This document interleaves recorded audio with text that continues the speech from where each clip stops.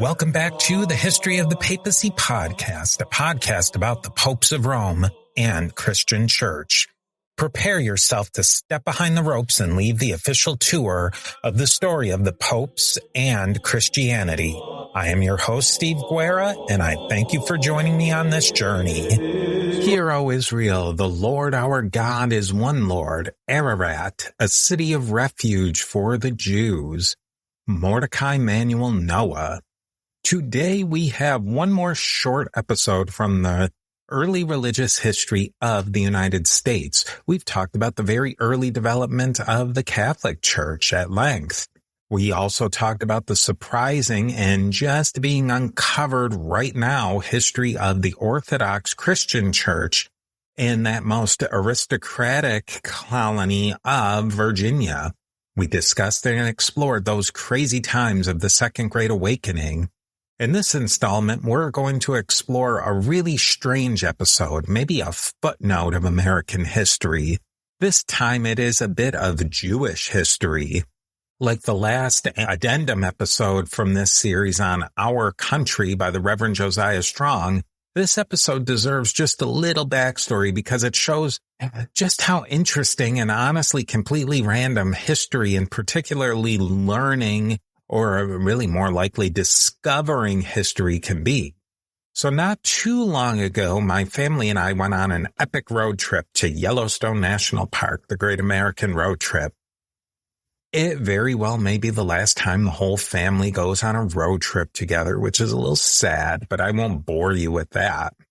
Now, I thought in this trip I would get inspiration for a completely different kind of Second Great Awakening episode. We stopped in Salt Lake City and visited the Mormon/Church of Latter-day Saints sites such as the Great Mormon Tabernacle, the Temple, and the museum. The Mormon Church was founded by Joseph Smith in Palmyra, New York, during the blazing height of the Second Great Awakening in New York's burned-over district. I thought I would be inspired to write another appendix or addendum to the Catholic Church history episode based on that, based on the Mormons.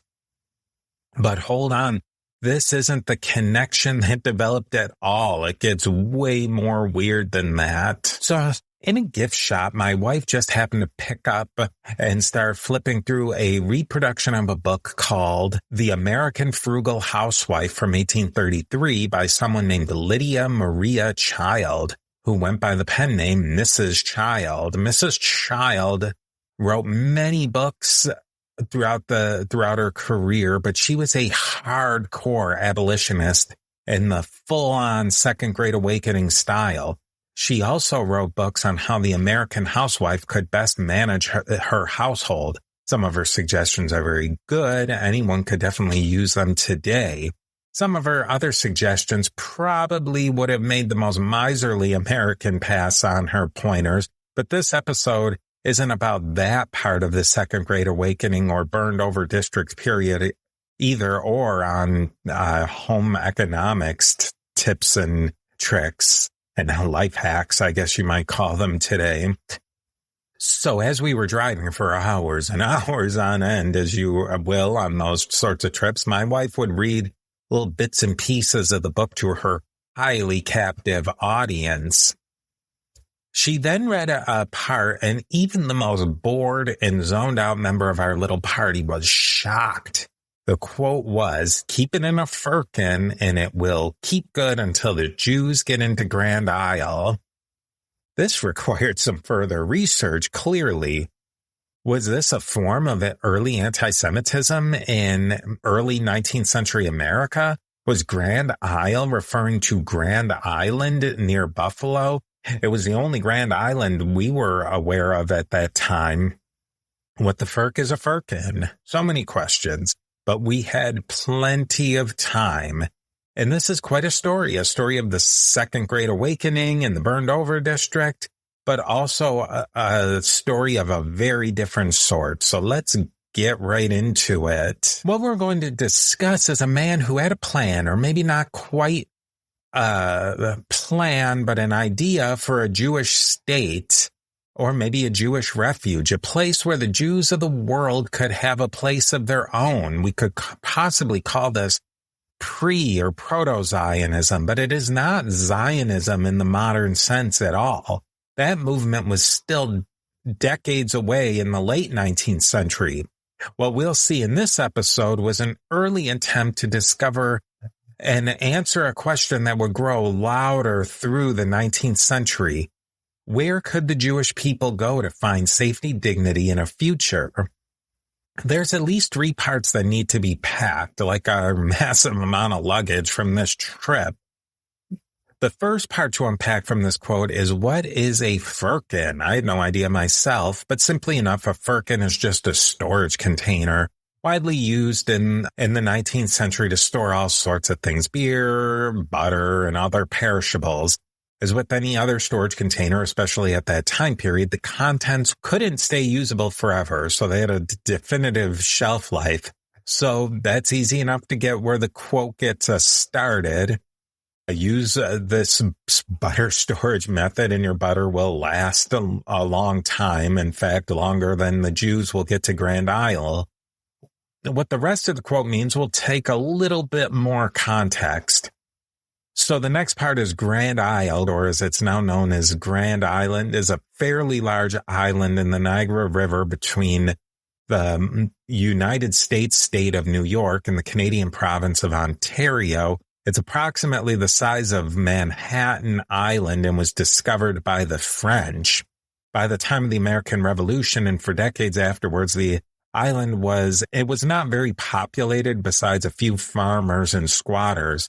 The island stayed basically sparsely populated really up to this day, with only about 22,000 inhabitants as a suburban community of Buffalo and Niagara Falls, New York. It wouldn't be connected by bridges until the 1930s. So, almost 100 years after, over 100 years after what we're talking about today.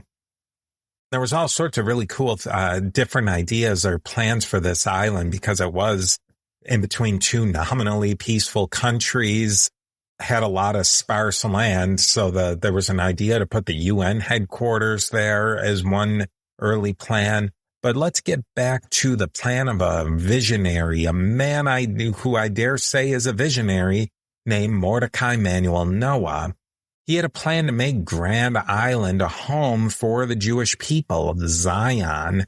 Noah envisioned a place and a home for Jews, a place that they could find safety and dignity long before modern political Zionism had ever started to take place in Europe. A quick little bio about Mordechai Manuel Noah is that he didn't invent Zionism, and Zionism wasn't a dream yet, really, even. It was maybe a dream that he planted.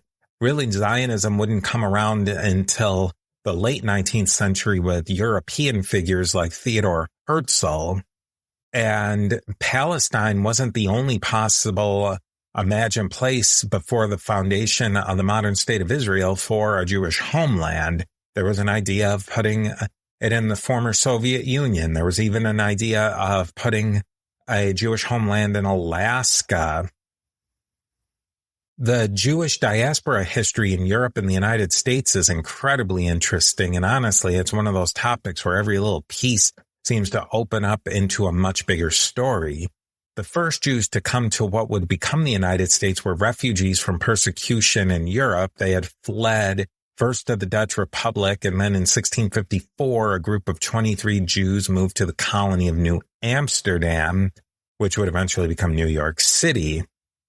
Now, I think to put it all into kind of in context, we talked extensively about how tiny the Catholic population was in the United States around the time of the American Revolution. There was approximately 25,000 Catholics in a country of roughly 2 to 3 million. And just to put the Jewish population in there, the Jewish population was only about 10% of the Catholic population. So that's certainly a small population. But small did not mean invisible. Jews were still involved in the war, the politics, and the culture of the day. This is where that person, this larger-than-life character, Mordechai Manuel Noah, comes into play. So Mordechai was born in Philadelphia, and he was raised in his grandfather's household because his parents had died when he was very young. He eventually went to South Carolina, where he studied journalism and law and politics and got involved in all of those things. And this is where Mordechai Noah really begins to emerge as a public figure. He wrote very forcefully in favor of the War of 1812, and that support helped launch him into a national service. In 1813, President James Madison appointed Noah as the United States Consul to Tunis.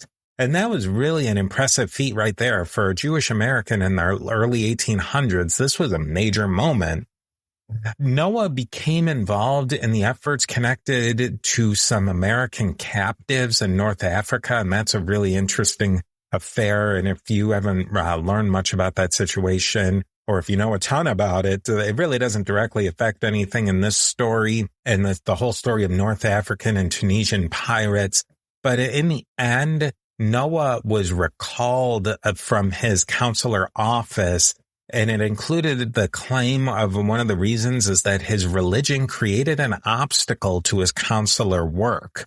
Later explanations suggested there were some other reasons behind that as well, but Noah understood the religious language of the recall was dangerous, and that really got him thinking about this idea of a Jewish homeland and the idea of whether a Jew could really fully serve the United States, or would there always be kind of an invisible line between being Jewish and being an American. After returning to America, Noah settled in New York and threw himself into public life, and he edited newspapers, he wrote plays, he worked in politics, and importantly, he held some pretty hefty, serious political offices, is probably coming from his connections to Tammany Hall politics. He served as a sheriff, a judge, and a surveyor for the Port of New York. And the Port of New York and all of these jobs were really patronage jobs that connected you into the political realm and into a lot of cash flow, if you will. He was also, interestingly enough, a major figure in American theater. And some of the sources describe him as one of the most popular American playwrights of his day, being so much that he was probably a household name at the time, and probably one of the very few contemporary Jews who would have been a household name. Hey, Steve here. If you're enjoying the History of the Papacy podcast, consider joining us on Patreon at patreon.com/history of the papacy. We're working toward going completely listener funded, which means no more ads ever. When you join, you get early access to episodes, monthly book giveaways, and most importantly, your name is added to the History of the Papacy Diptychs, our own list of commemorated supporters. You can become an Antioch level supporter for just $3 per month, but it makes a huge difference to making the History of the Papacy ad-free and independent. Nobody likes ads, not you, not me, and I'm the guy who records them. So let's just get rid of them. Visit patreon.com/history of the papacy and join today. Noah's idea for Ararat, or a homeland in Grand Island in Western New York, did not come out of nowhere. He did deeply believe in the United States, but he also knew that Jews around the world needed a refuge. They needed some kind of political future.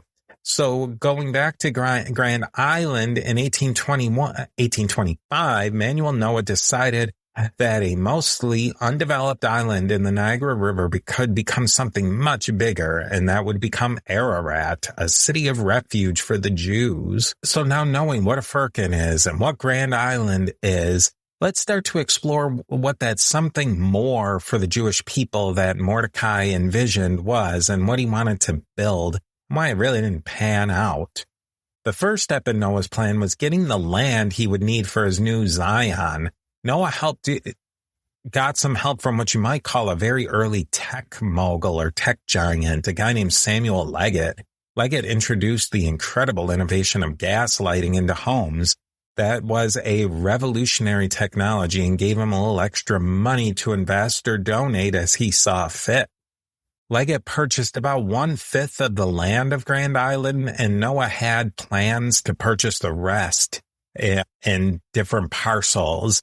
Noah named the land Ararat, which is the mountain the biblical Noah landed on after the recedings of the floods. Noah wanted this new Ararat to become a homeland for the entirety of the world's Jewish population, not just America.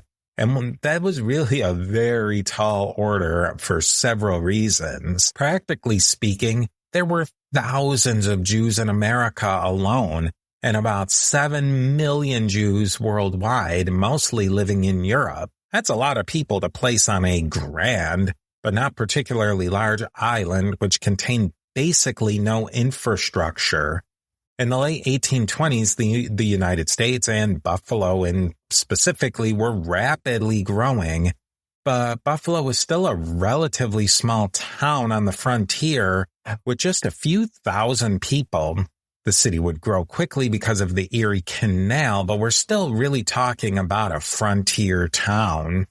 There was talk of the practicalities. They realized that there were practicalities and the problems to building a community for thousands and let alone millions of Jews, but really nothing more than talk. There was even ideas of building high-rise buildings and high-density housing, which is really cool. And that could open up all sorts of alternative histories and sci-fi kind of things along the lines of Michael Chabon's The Yiddish Policeman's Union, one of my favorite books. So if somebody's out there wants to write an alternative history about Ararat, I would love that. You'd have definitely one reader. But this is very utopian ideas indeed. It's Second Great Awakening, early 19th century utopia on pedal to the metal. In 1825, Noah was ready to launch his big project with a large dedication. He hyped up the dedication in his own newspaper and in other papers all across the country, really an early form of trying to go viral. Hundreds of people, possibly thousands, showed up at the dedication ceremony, but there weren't enough boats to physically carry everyone to Grand Island since, like we said, a bridge wouldn't be built for over 100 years, and there was really only limited boats and ferries available. So instead, Noah held the dedication at St. Paul's Episcopal Cathedral in downtown Buffalo. A monument was at this dedication at the beginning of this grand project, and it was placed in the courtyard of the church, and speeches were made. Noah declared himself governor and judge of Israel, which is certainly a grand title. Noah also made an unusual statement that connects to that religious sect that we had talked about earlier in the episode that had just launched a few years earlier in Palmyra, New York, just down the road from Buffalo, that group called the Mormons. He claimed the Native Americans were the lost tribes of Israel. There's a lot to go into there, and he didn't really get into, from what I can see, more detail of theologically where that came from. But, wow, that's a great, very grand quote indeed. There was an impressive parade through the town and parties, I would imagine, and that was it. After the festivities were over, Noah went back home to work on and organize and run some of his other operations. He named a leadership team, but nobody stayed to do that real hard work that would be required of getting a project like this off the ground. Not 1 inch of dirt was ever scratched on the land of Grand Island. The only physical reminder of this idea was the Ararat stone, which still exists to this very day. The marker remained at St. Paul's Episcopal Cathedral for many decades. Then it moved to Grand Island for a while. And as of the recording of this episode, I believe it is at the Buffalo Historical Society Museum on display. So if you're ever swinging through Buffalo and you can drag your family to the Buffalo Historical Society, you can see the Ararat stone. Mordechai Noah lived for several more decades. He died in 1851, and he continued to speak about the need for a Jewish homeland, but advocated more and more for Palestine instead of Grand Island. He continued to speak about the problems that Jews faced in Europe and the need for Jews to have their rights protected. He gave a famous speech entitled Discourse on the Restoration of the Jews. This speech called on Christians to help Jews regain and rebuild their own homeland. I imagine this speech would have tapped really deeply into the growing idea among some Second Great Awakening Christians who were building this idea and theology of Christian Zionism and the Christian Zionist movement at that time. And how much that did affect them isn't known, but these speeches were really widely read and passed on. So people knew about what was going on with Mordechai Noah. Noah didn't live to see even the real birth of the Zionist movement that would start just a few decades after his death. Noah's or proto-Zionism wasn't a direct father or even grandfather or spiritual father or anything like that. It's a later Zionism of primary European in origin, but I can't see how it didn't at least fertilize the ground somewhat and make the ideas more known that there was a need and definitely a desire for a Jewish homeland. So this quote, keep the butter in a firkin and the butter will keep good until the Jews get into Grand Isle, shows that people took Noah's idea as a bit of a joke, a funny failed project. Not totally unlike the use of Clinton's ditch and Seward's folly, even though that those kind of did work out eventually. But there's probably some casual 19th century prejudice and anti-Semitism baked into the line. But it's also just clearly a joke about a failed public scheme that people have remembered as just impossible right off the get-go. And it obviously failed, and it failed very abruptly after launch. Manuel Noah's Ararat failed as a practical project, but it shows that long before modern Zionism, some Jews were already wrestling with the need for the safety, political dignity, and a homeland for the Jewish people. It also shows how early America could be imagined as a refuge, even while still leaving religious minorities uncertain about how they truly fit into the American project. And I think that at the end of the day, that's what the whole series on the Catholic history of early America, what I wanted to get out of that series and what I want to get out of this episode is, America is absolutely perfect, or America is just hateful and ground religious minorities and all minorities of all sort into the ground, despite these highfalutin ideals. No, it's very complicated, and it goes person to person, era to era, decade to decade. There's no good guys versus bad guys. There's just a lot of complexity. And if we can understand that, just look at this complex story. But I really appreciate you tuning in. I would really love your comments on this episode, and I love comments on all episodes. If you're listening on the podcast, check out the video for this episode on YouTube. It would be awesome if you could go to YouTube and like this video and subscribe to the channel. If you want to support the show, there's always patreon.com/history of the papacy. That really helps us keep going. And with that, I will see you on our next stop on our trip to the history of the popes of Rome, Christian church, and more.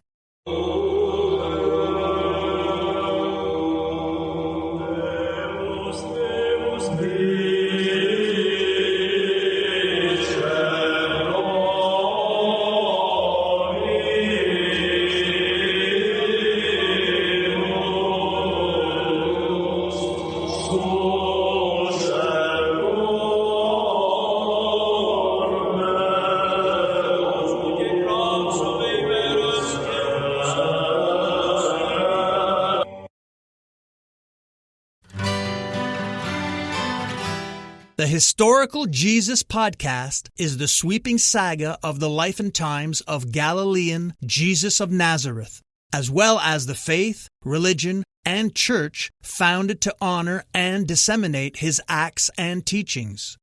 Join me, Mark Vinette, on this fascinating journey through time, exploring the many great works of Christian theology, literature, architecture, music, and art inspired by the words and deeds of Jesus Christ.